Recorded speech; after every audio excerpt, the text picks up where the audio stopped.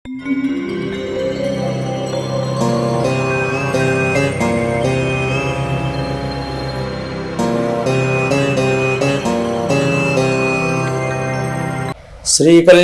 గుణావహం రిపుహరం దుస్వప్న దోషాహరం గంగా స్నాన విశేష పుణ్యఫలదం గోదానతుల్యం నృణాం ఆయుర్వృద్ధికరం మహం విద్వన్మహాభూషితం శ్రేయప్రాప్తికరం సురాత్రి సమయే పంచాంగమాకర్ణ్యతాం.